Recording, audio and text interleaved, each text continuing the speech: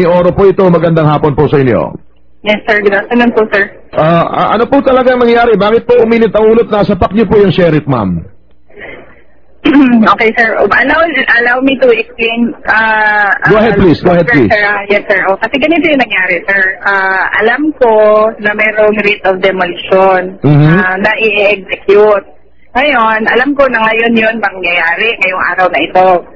Kahapon, pumunta na ako dito, kinausap ko yung mga tao, at sinabi ko sa kanila, pinresenta ko sa kanila yung problema at binigyan ko sila ng mga alternative solutions kung saan sila, anong solusyon yung gusto nilang kunin. Okay? So, okay na yan. And then, kahapon also, pinatawag ko yung abogado nung may-ari ng lupa, at tapos, pinakausap ko din siya sa mga tao ko. Tapos, nag-usap sila, okay na, walang problema, ayos na yun. Nitong umaga, kaninang umaga, pinadala ko dito kasi nandun ako sa relief operation sa kabila, sir, kasi may mga problema pa doon. So, nandun ako sa kabila. Ngayon, pinadala ko dito yung city housing officer ko. Sinabihan ko yung city housing officer ko, nasabihan mo yung sheriff, na merong nagpa-file ng TRO doon sa Court of Appeals. Inaantay niya na mag-open yung opisina ng alas 8 ng umaga. Opo. Tapos sabi ko, antayin ako kasi ako yung kausap ng mga tao. Kahapon.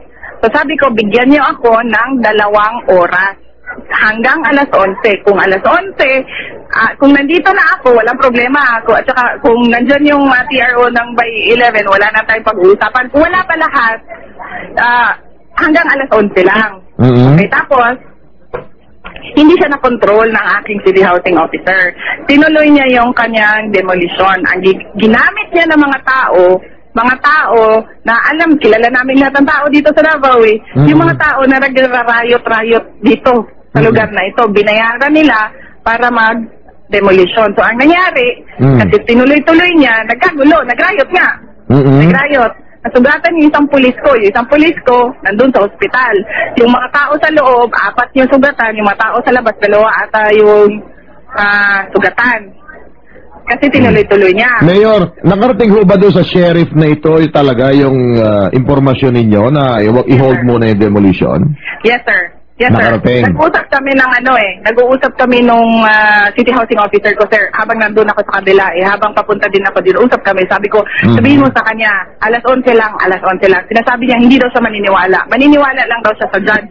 Okay, walang problema yon. Tinawagan namin yung judge. Pinatawagan ko, hindi ako yung kumausap. Pinatawagan ko, kasi 2 beses na ako hindi kinausap ng judge na yan Pinatawagan ko. Tapos, sabi ng judge, hindi daw niya tatawagan yung sheriff niya.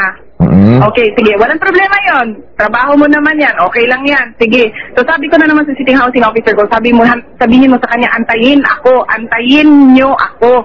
Kasi hindi naniniwala ng sheriff ang mga tao. Hindi naniniwala ng mga pulis ang mga tao.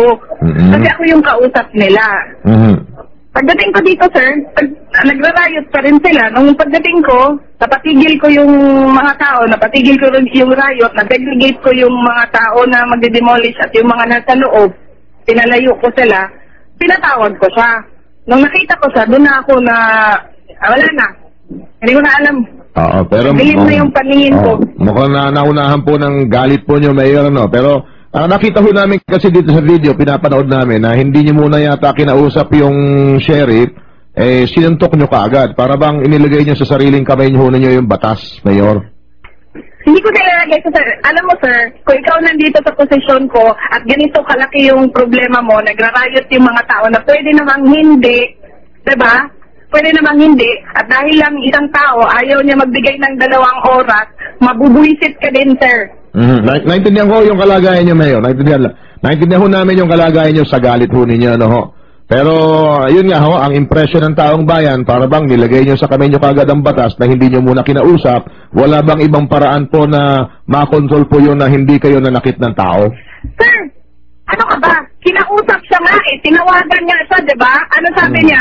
Hindi pwede 10. Ano sabi ko kanina? Sabi ko hanggang alas 11, bigyan mo ako. Hindi. Pinasulong niya yung demolition team niya, di ba? Dito nang dumating ako, di ba? Nandiyo rin. Nakikinig ko kami sa paliwanag niyo, Mayor. Kinausap ko siya, hindi. Oh. Nakikin- Kinausap ko siya, diba? Sabi ko, bigyan mo ako hanggang alas 11. Hindi niya, sabi niya, hindi, ipatuloy niya yung demolition. Oh. Okay. O bakit sinasabi mo na hindi ko siya kinausap? So yun ho ang solusyon ninyo, Mayor, yung manakit sa tao.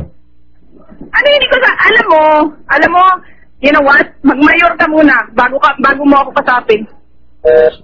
Si Mayor Sara Duterte ng Davao City. Si Gani Oro, tutugon sa problema mo. Oro mismo. Oras natin mga kapuso, 20 minuto na po makalipas ang 1:00.